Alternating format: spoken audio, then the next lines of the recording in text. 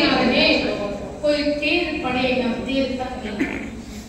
बहुत छोटी सी कविता जो हाल ही में एक फैसला आया है, हमारी प्रकृति जो चुपचाप रहकर बहुत कुछ सहती है और एकदम कुछ बोलती है, इस प्रकृति के लिए एक हमारे छोटे फैसले को सुनकर है थर थर कांपा दिल उसका। ध्यान दीजिएगा कि मैं किस पर बात कर रही हूँ। एक फैसले को सुनकर है थर थर कांपा दिल उसका। वो पहाड़ सी नहीं रही पर दुख पहाड़ सा है उसका। वो पहाड़ सी नहीं रही पर दुख पहाड़ सा है उसका।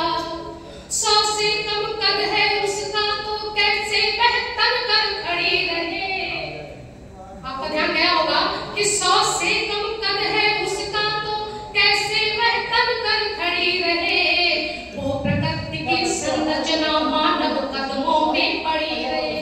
वो प्रकृति की संरचना मानव कदमों में पड़ी रहे। अब तक उसने निज आंचल से ममता सब ओर लुटाई थी। अब तक उसने निज आंचल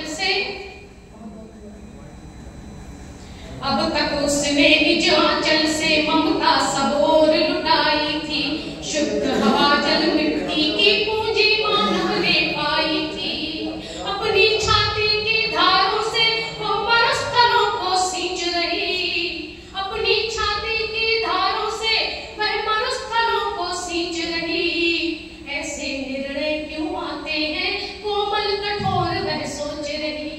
अरावली की पहाड़ियों की बात कर रही हूँ, आप सबने आइडिया लगा दिया होगा कि वह अपनी छाती की धारों से वह मरुस्थलों को सींच रही। ऐसे निर्णय क्यों होते हैं कोमल कठोर वह सोच रही।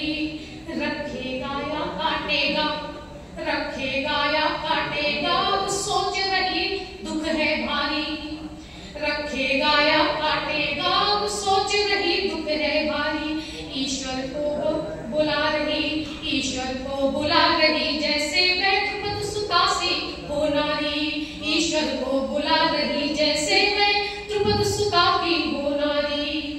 अब बंद करो ये खेल तमाशा, कुदरत पे कुदरत छोड़ो तुम।